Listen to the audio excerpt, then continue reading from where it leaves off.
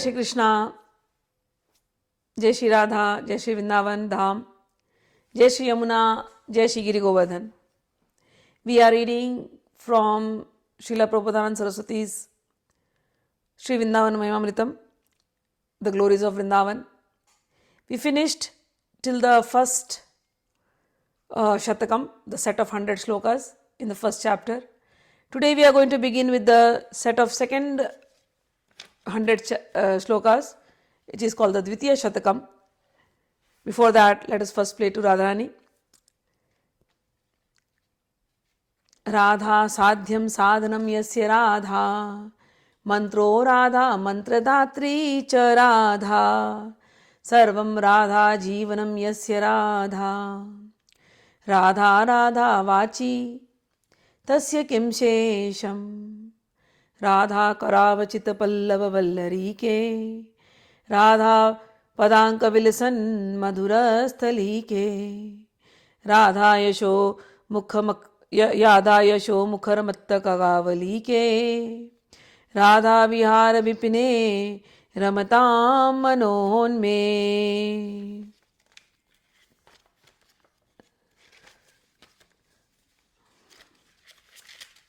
Shri Radha Murli Manohar Padambhojam Sada Bhavyan Shri Chaitanya Mahaprabhu Padarajah Swatmaneva Arpayan Shri Madbhagavatottaman Gudanidhi Natyadara Danaman Shri Vrindavan Diva Vaibhavamaham Stotum Muda Prarabhe. The first chapter, as we read, it ended up with his hankering that I want to just go to Vrindavan, that Vrindavan, will that ever be graceful upon me? I am ready to leave everything. I am ready to, if people want to humiliate me, insult me, criticize me, do whatever you want to, but my mind is only in Vrindavan. Oh Vrindatavi, oh my mother Vrindavan, please call me to Vrindavan. This is what the first chapter ended with. Now in the second chapter, it starts with his hankering. He goes on to say, I just want to live in Vrindavan. That's all. He has a very strong devotion towards Vrindavan. It is called as Dham Nishtha, faith in Vrindavan. He says, I would rather reside in Vrindavan even if I have to become an insect. If someone says, why you want to live there? You can go to some other pilgrimage. There are so many places. If you reside there, you will get liberation, or you may get to heavens. You may get a very blissful body. He says, it's okay. I would rather live in Vrindavan, even if I have to become an insect. If somebody is ready to offer me riches, he says, it's okay. I am happy living in Vrindavan, even if I am terribly poverty stricken. Even if I have to live like a beggar, I would reside in this place than reside in any other place as a person possessing wonderful endless wealth. If somebody says, you are mistaken, if you go to Vrindavan, maybe if you lose your devotion in Hari, then he's like, it's okay. Even if I live in Vrindavan and if I am devotionless, maybe, still I will only choose to be in Vrindavan and nowhere else. Vrindavan is my place. Even if I am devoid of even a trace of devotion, I will not live in any other place other than Vrindavan, where I know I can serve the lotus feet of Lord Krishna, who is the lover of the gopis. Elsewhere he has mentioned, in Vrindavan, that the power of Vrindavan is such, whether you are able to do your sadhana, your bhajan, your kirtan as you were doing in other places, maybe if you go to Vrindavan, sometimes it will not happen. But even if you don't do, I always tell this, even if you're living in a hotel in Vrindavan, the water that you are drinking is the water of Yamuna. And even while you are walking in Vrindavan, the breeze that is flowing is carrying the dust of Vrindavan. Even if the food that you are eating, probably in a hotel you are eating, but that is growing in the soil of Vrindavan. The fruit that you are consuming is growing from the soil of Vrindavan. So Vrindavan is offering you Krishna Prema in every form. So whether you are able to chant your Mahamantras or do your sadhanas, no, it really doesn't matter much. The fruit, the ripened fruit of all your meditation is that you got a stay in Vrindavan. Vrindavan is that important a place. And this is what he is saying, that maybe there are hundreds of things, hundreds of things people talk, but I am not interested in any of those wealth.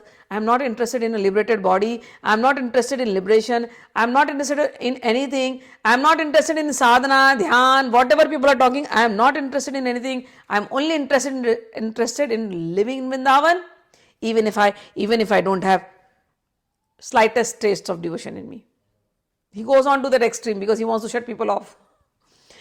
वृंदारण्ये वनम Shyam किम कृमिरपीर परतो no चिदानंद देहो रंको अपि श्याम तुल्यः परमिह न परत्रा तद्भुतानंत भूतिः शून्यो अपि श्याम हि श्री हरि भजन लवे नाति तुच्छार्थ मात्रे लुब्धो नान्यत्र गोपी जन रमण पदाम्भोज दीक्षा सुखे अपि. He says, this land of Vrindavan, this is very transcendental. This is very divine. दिव्यानेक विचित्र पुष्प फलवद वल्ली तरुणाम तति दिव्यानेक मयूर कोकिल सुखाद्यानंद माद्यत खगः दिव्यानेक सरह सरिद गिरिवरः प्रत्यग्र कुंजावली दिव्या कांचन रत्न भूमिरपि मां वृंदावने अमोहयत. He says, Vrindavan, it is always enchanting me. Because Vrindavan is a divine place, it's a transcendental place. Every tree, it has multitudes of wonderful vines, wonderful trees. They're all transcendental. The flowers, the fruits, they are splendid and they're all transcendental. And in all these transcendental trees, there are many birds, cuckoos, nightingales, and other birds who are constantly singing. The sound is transcendental. The peacocks are transcendental. The parrots are transcendental, and the other birds. And not only that, in Vrindavan, there are so many, the Yamuna river is there, and there are so many streams, there are so many beautiful ponds, and there are so many hills, and there are so many forests. All of the forest groves are blossoming, and all of them are transcendental. And this is not the end. The entire land of Vrindavan, the Bhumi, itself is golden. And in that golden, it is studded with jewels. So the land of Vrindavan appears golden, studded with jewels. That's how beautiful and transcendental Vrindavan is. My mind is enchanted with Vrindavan. I will reside in Vrindavan, then go anywhere else. My wealth is Vrindavan. He goes on saying, Bhuva swachhas chintamani bhiratir chitrair viricitahas chidananda bhasaha phala kusuma purna drumalataha Khagashreni samaswara kalkalas chidarasa sarit saranshi Vrindavan mano me vimrashatu. Now all these slokas starting from here, from sloka number 2, sloka number 3, sloka number 4, 5, 6, all of this till it goes on till sloka number 13. All of these slokas are transcendental meditation. So he starts with saying, Vrindavan is transcendental. The trees are transcendental, the rivers are transcendental, the birds are transcendental, the peacocks are transcendental, the deer are transcendental. Everything that you think is transcendental. And then he says, the ground of Vrindavan. So you start meditating in your heart. He says, the ground of Vrindavan, it is also divine. And not only divine, it is filled with colorful Chintamani jewels. What is Chintamani? Chintamani is philosopher's stone, or it's a stone, it's a gem which can remove all your problems, all your stress. And it can fulfill whatever your mind is thought of. So you are looking for one Chintamani? Oh no, the effulgent, the ground of Vrindavan. So when you meditate on your heart or wherever you feel like meditating, maybe on the third eye, when you meditate on the ground of Vrindavan, the ground is filled with Chintamani jewels and it is effulgent. A golden effulgence is just emerging out of Vrindavan. And then he goes on saying, the trees, when you meditate on the trees, they are filled with fruits and the fruits are very sweet. The fruits are spiritual fruits. The flowers, the trees, the vines, they are all spiritual. And when you are meditating and hearing the birds singing in these trees, the birds are not singing. They are reciting the verses of the Vedas. So the birds singing in Vrindavan are reciting the verses of the Vedas. And the lakes and the ponds of Vrindavan, they are filled with transcendental nectar. And he says, may my heart meditate on Vrindavan in this way. He goes on further saying, the meditation goes on. In the Vrindavan, all these trees that you see,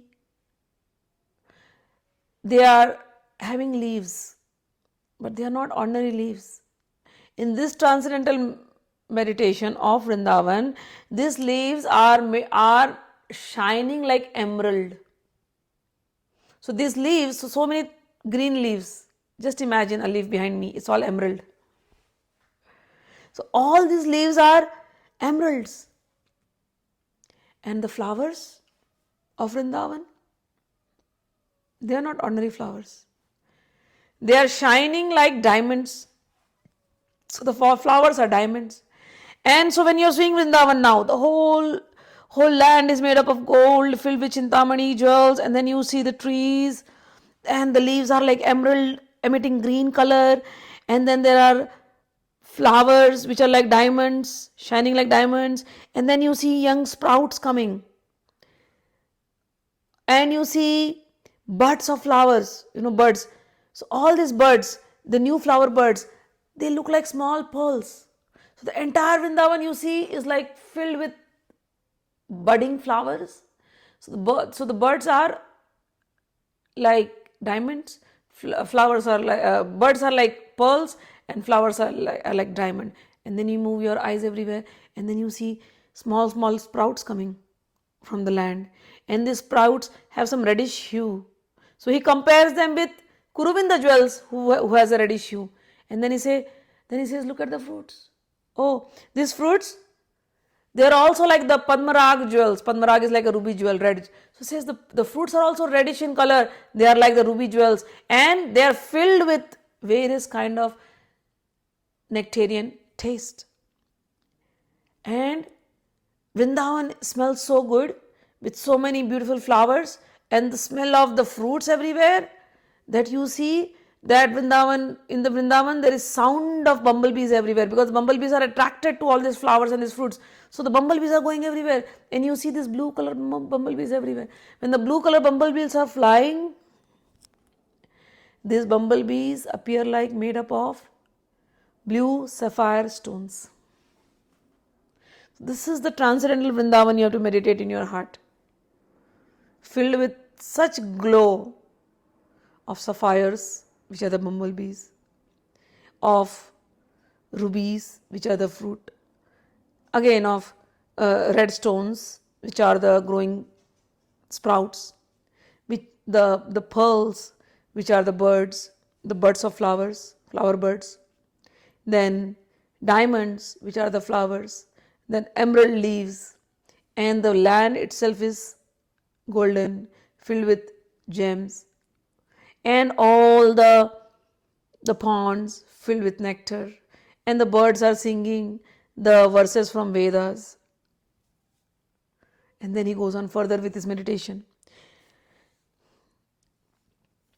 अगणित रवि कोटि प्रस्फुर दिव्य भाति सकृदपि हृदि भातै शीतलानंद वृष्टया प्रशमित भवतापैर्दुर्लभ भारतान hridbihi param ruchirahi Haima Sankhya Vrikshai Paritam. He says, oh, and these trees, when you meditate upon them, so all this is coming in your heart.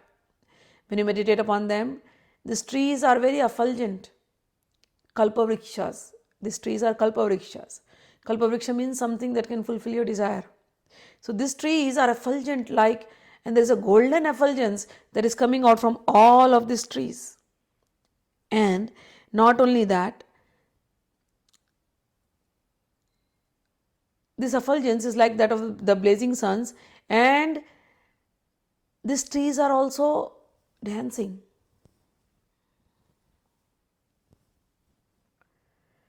Why are they dancing? Like it appears like they are shaking here and there. So it appears like they are like, a little bit of in some transcendental ecstasy. Why are they dancing?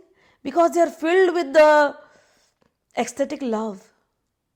And the love is just going in them, in the trees, like waves, and that makes them go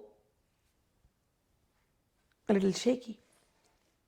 And he says, if this transcendental Kalpavriksha trees, if it just appears in your heart, so that's why the meditation is in the heart, I told you in the beginning.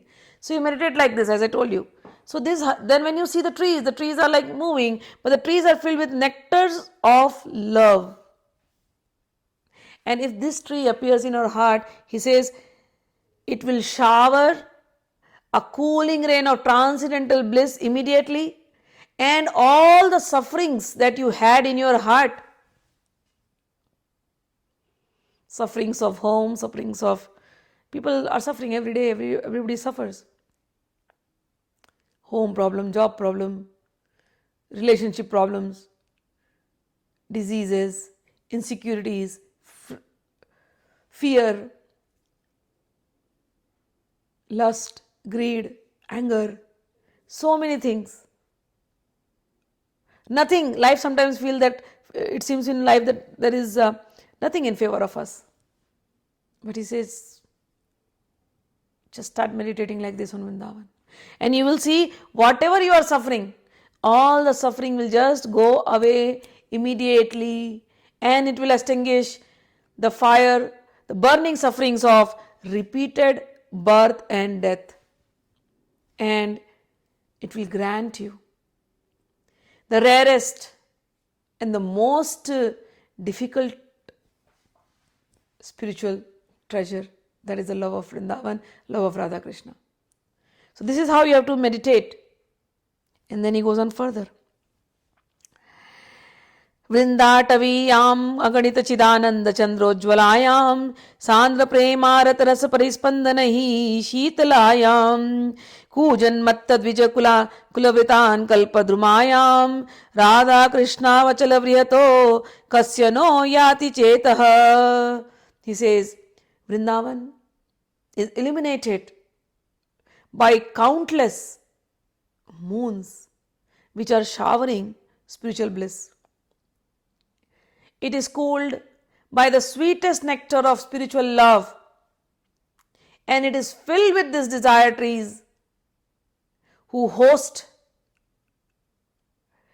madly cooing birds. It hosts those people whose hearts are always running towards Sri Radha Krishna,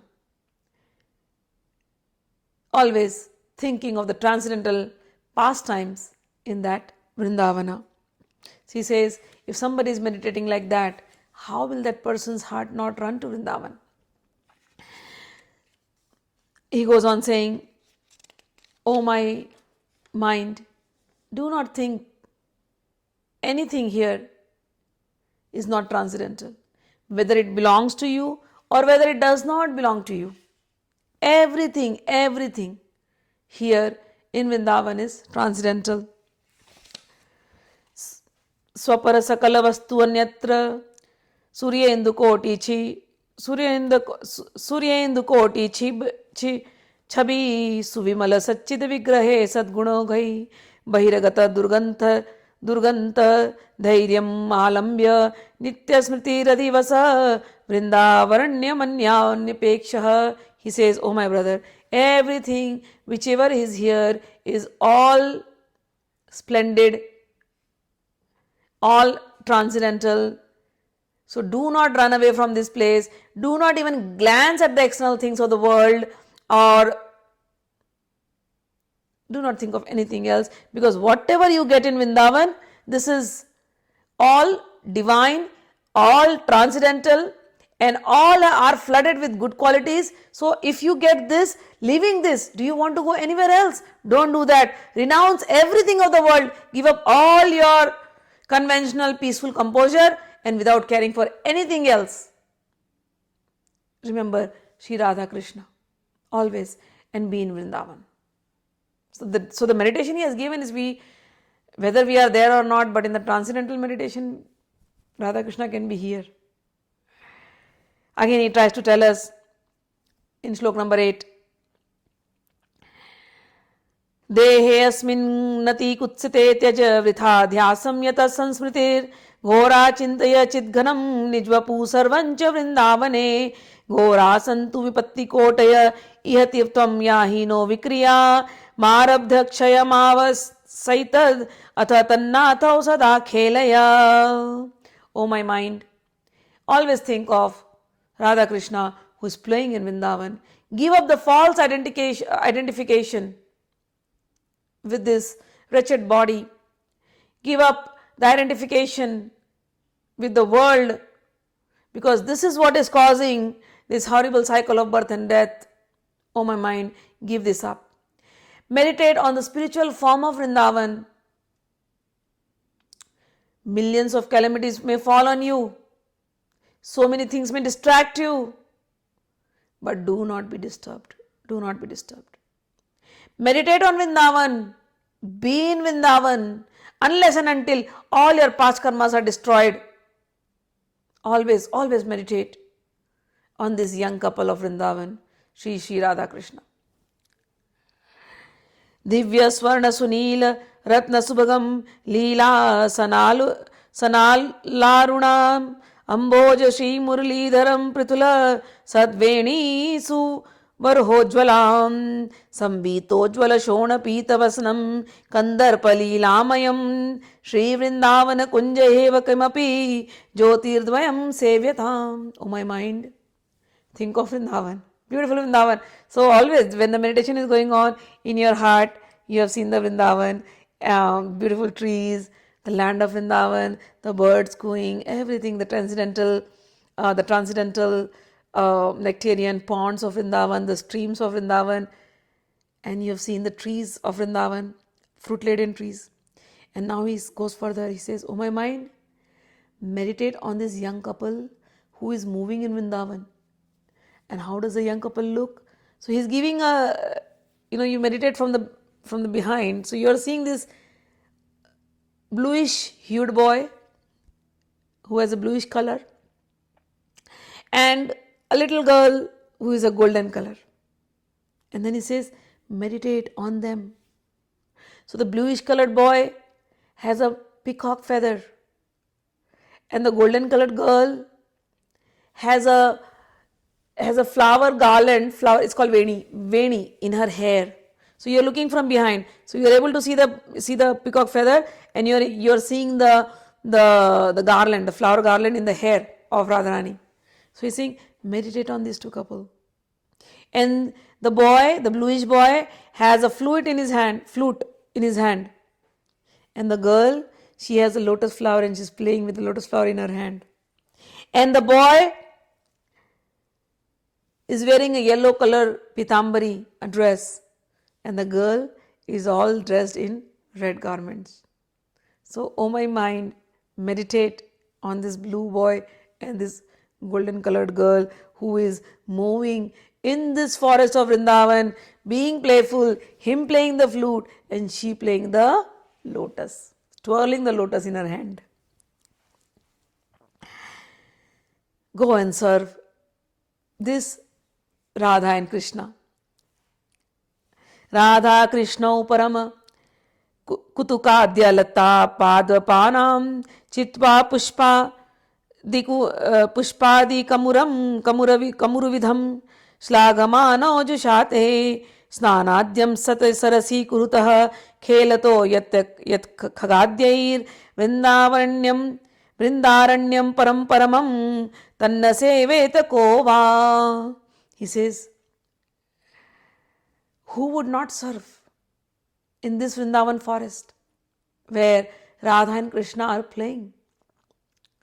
So one thing we saw, they are playing with flute and lotus flower. Now the second meditation says, meditate on Radha Krishna who are happily picking flowers and fruits from the vines and trees of Vrindavan. So little small Radharani in red dress, little small Krishna in yellow dress. They are both picking flowers from the vines. And while they are picking flowers, they are constantly praising the Vrindavan. Radharani is like, how beautiful is Vrindavan? How many flowers we have here? Shyam Sundar is also so small. He's like, yeah, so many flowers. We can make so many things from these flowers. So happily they are picking flowers from the vines and the trees and they are praising Vrindavan, and then they are so excited they just want to go and take a jump in the ponds. So they just go and dive in the pond and they are swimming happily. And oh, how cool waters. Vrindavan is so beautiful. And they bathe and sport in the lakes of Vrindavan forest. And when they come out, the birds are going with them. So they are talking to the birds in their languages. And all the other creatures follow them. The deers are following them, the monkeys are following them. So they keep playing with the monkeys, the deers, the birds. So Prabodhanand Saraswati says, who would not serve Vrindavan forest, which is the transcendental abode of Shri Radha and Krishna, who are playing here all the time. The next meditation is also on their playful activities. Abalyam jalasechanena varane naval niramanatah svena shrikara pallavena mriduna Shri Radhika Madhavayo Yana Samvardhya Vivaya Navakusumadhya Lokya Sanarmabhir Modate Sulata Tarunaha Tana Vrindavani Anumaha.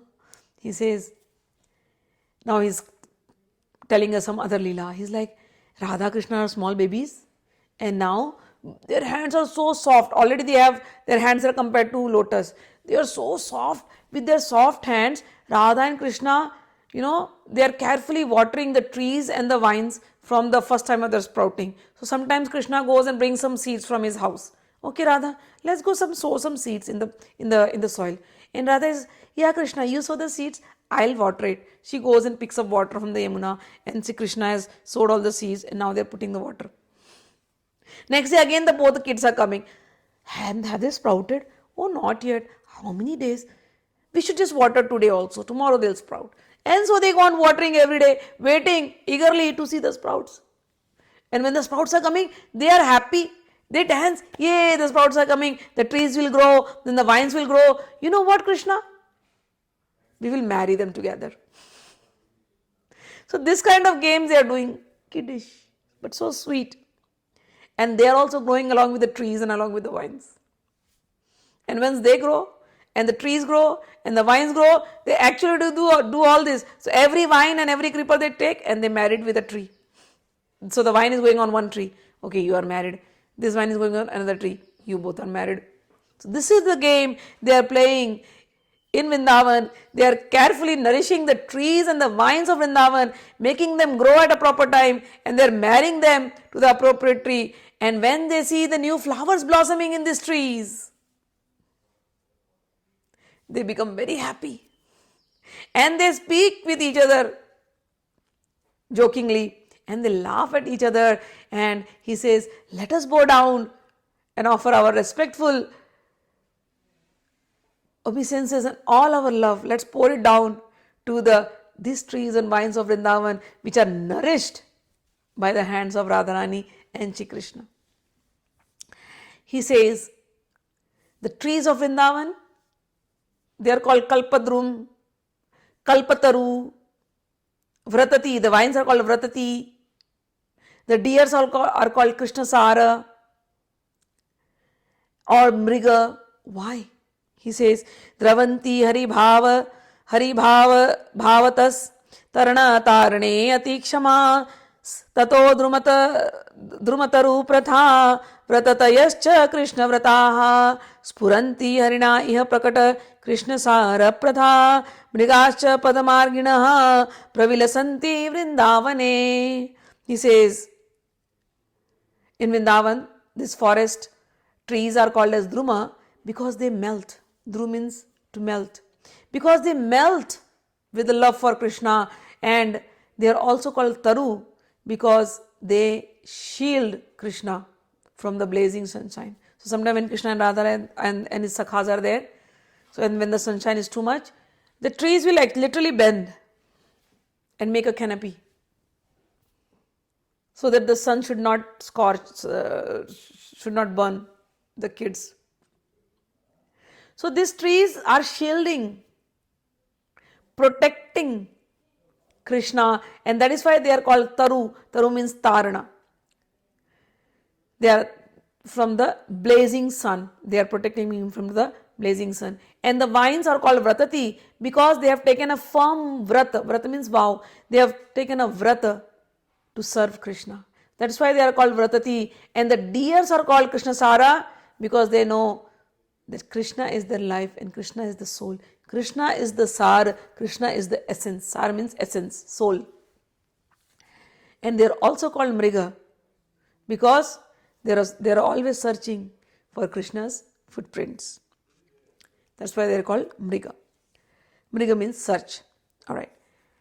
Ananta Charumita Sthala Spurad Ananta Valli Drumam Mrigadvijam Anantakam Dadadananta Kunjojwalam Ananta Susarita Sarovaram Ananta Ratanachalam Smaryami Aham Ananta Tadadvaya Rasena Vrindavanam. He says, oh brother, Vrindavan is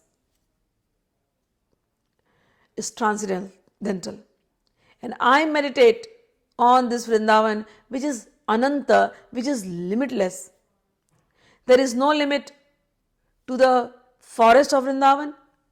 There are no limit to the vines of Vrindavan.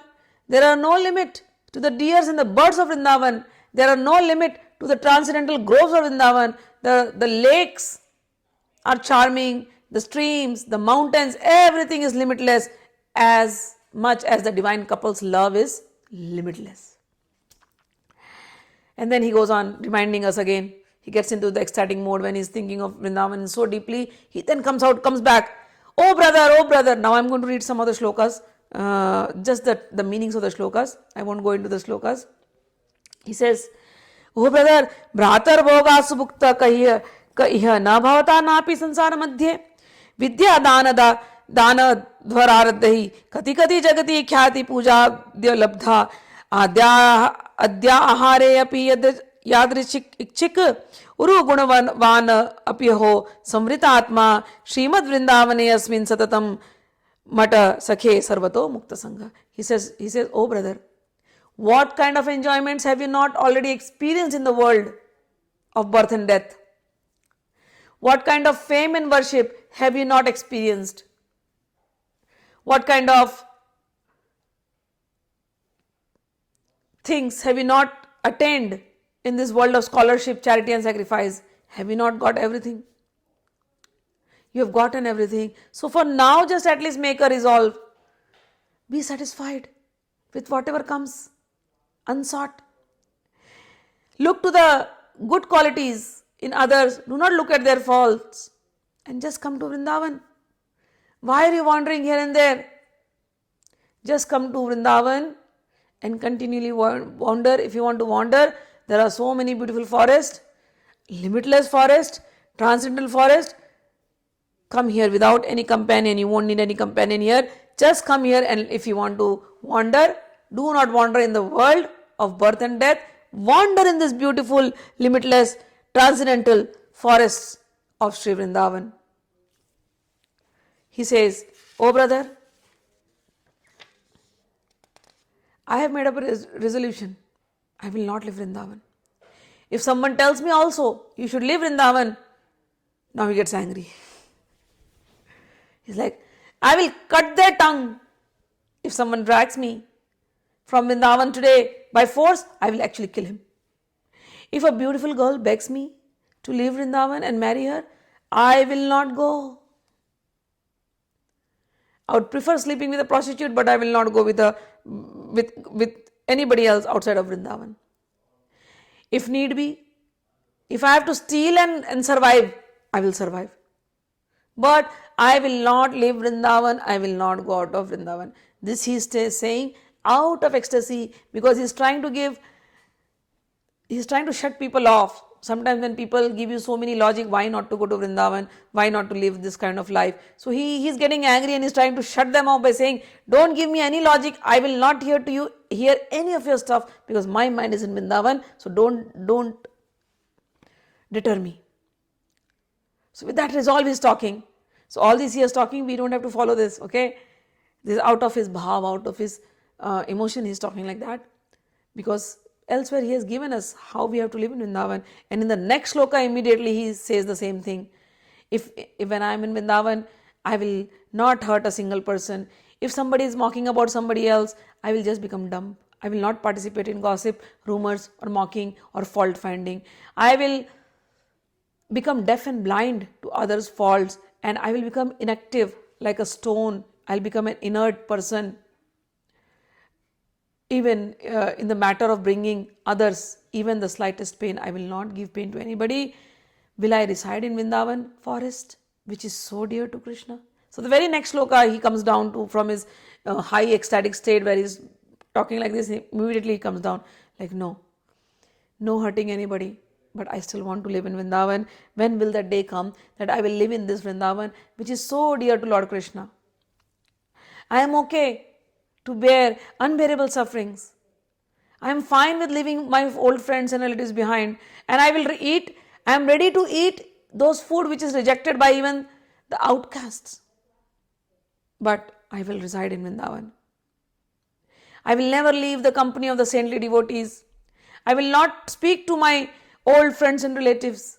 I will not even show my face to them. But my intention is only to reside in Vrindavan. And in the 19th slok, he goes more into bhava, and then he's again 19th and 20th sloka, he's again meditating, and he says, so the meditation he is giving it to us also, the way we have to meditate. Sarva bhasa jyotisho ananta parasya antar jyoti vaishnava sandram tasyapi ananta jyotir asti premayananda aswadam tatra vrindatavayam. He says, first meditate. When we meditate in the heart, the first thing that will come is the effulgence of Vrindavan. That is called as Brahmajyoti. So, which is boundless, which will make you happy. But go beyond that Brahmajyoti. This realm of Brahmajyoti is very blissful. Then beyond that blissful and very effulgent Brahmajyoti is the effulgent realm of Lord Vishnu, which is called Vaikunthas. And beyond that realm of Lord Vishnu, you go further, then you will see, he says, another effulgent realm which is called Vrajmandal. And within that Vrajmandal is that forest of Vrindavan. So when we are meditating, all that meditation that you did, so in the heart, first a beautiful transcendental light, full of bliss, that is Brahmajyoti, you cross that. Then you see the Vaikunthas, again in a transcendental realm of bliss and light, cross that. Then comes Vrajmandal. In Vrajmandal there is Mathura, Dwarka, etc. and then Vrindavan. And then you get inside there. And there are these forests of Vrindavan, the Nikunjas of Vrindavan, which he just mentioned, where the trees are beautiful like emerald, the flowers are like diamonds, everything shining bright, and in that beautiful flower, the birds are cooing, the animals are serving Radha Krishna, and Radha Krishna are happily moving there, with playing with the lotus flower, playing the flute, picking the flowers, playing with the birds, jumping in the rivers. So all these leelas are happening in that transcendental Vrindavan. This is what is mentioned here. So we should meditate like this.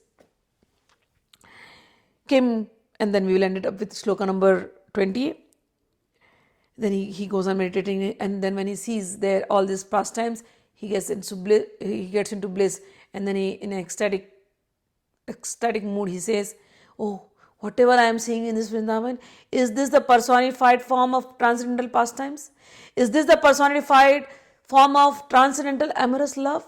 Is this the personified form of transcendental pleasure? Is this personified science of Cupid's archery?